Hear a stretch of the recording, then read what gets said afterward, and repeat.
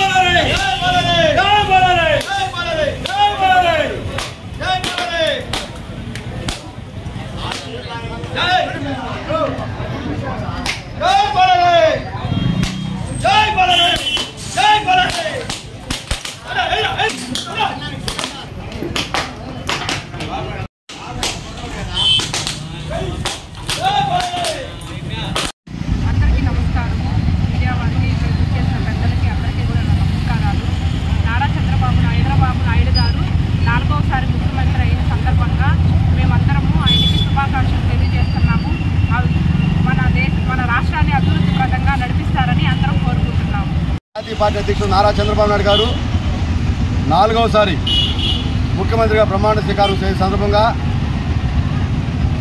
MDO ఆఫీసులో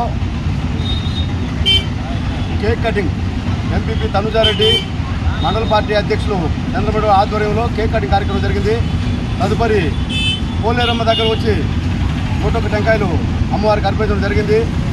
ఈరోజు పదవులు అనేవి వస్తూ ఉంటాయి, పోతూ ఉంటాయి, కానీ వారు చేసినటువంటి అభివృద్ధి అనేది చరిత్రలో నిలిచిపోతుంది। నాడు ఆంధ్రప్రదేశ్ విడిపోయిన నాడు చంద్రబాబు నాయుడు అయితేనే రాష్ట్రాన్ని అభివృద్ధి వైపు నడపగలడు అనే ఒక ఏకైక లక్ష్యంతో 2014లో జరిగిన ఎన్నికల్లో చంద్రబాబు నాయుడు ముఖ్యమంత్రి చేశారు।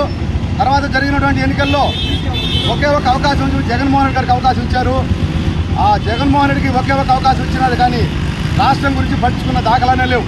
దానికి నిదర్శనమే ఈరోజు 2024 జరిగిన ఎన్నికలు। ఎంతసేపు నా ఎస్టీలు, నా మైనార్టీలు, నా బీసీలు అని చెప్పి చెప్తూ ఉన్నాడు, కానీ ఏ రోజు ఏ ఒక్కరికి సహాయం చేసిన దాఖలాలు లేవు। అదేమంటే నేను సంక్షేమాన్ని మాట్లాడేవాడు। సంక్షేమం ఇచ్చావు, రూపాయి ఇచ్చావు, 10 రూపాయలు నువ్వు లబ్ధి పొందే ప్రయత్నం చేసేవే, కానీ ఏ రోజు జనాల గురించి నువ్వు ఆలోచించలేదు। అందువల్ల ఈరోజు నీకు సరైన గుణపాఠం చెప్పి 175కి 164 స్థానాల్లో ఎన్డీఏ కూటమికి అధికార పట్టం చేపట్టారు। ఇక్కడ వరకైనా నువ్వు రాజకీయాలకు పనికిరావు అని చెప్పేసి స్వచ్ఛ చెప్తే బాగుంటుంది అనేది మా ఆలోచన। అదే ఈరోజు మా చంద్రబాబు నాయుడు గారు ముఖ్యమంత్రి అయ్యారు। రాష్ట్రం ఏ విధంగా ముందుకు నడుపుతారో మీరే చూస్తారు అని చెప్పి అభివృద్ధి చేయగలడు చంద్రబాబు నాయుడు గారు। ఒక వెంకటగిరి నియోజకవర్గాన్ని అభివృద్ధి చేయగలడు, చేసి చూపించగలడు సత్తా మా కురుగుల రామకృష్ణ గారికి ఒకరికే సాధ్యం।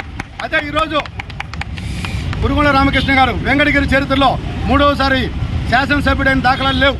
ఒక కురుగుల రామకృష్ణ గారికి దక్కుతుంది। వారు అభివృద్ధి అంటే కురుగుండ్ల అంటే అభివృద్ధి, వారికి అభివృద్ధి తప్ప వేరేదైతే చేత కాదు।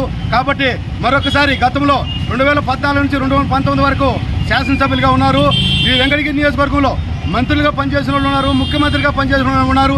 వాళ్ళకంటే మించే వెంకటగిరి నియోజకవర్గం అభివృద్ధి చేశాడు। కాబట్టే ఈరోజు కురుగుల రామకృష్ణ గారిని మరొకసారి శాసనసభ్యులుగా చేశారు। వారు వెంకటగిరిని అతి త్వరలో నందనవనంగా మార్చి చూపిస్తారని చెప్పేసి కోరుకుంటూ ఉన్నాం।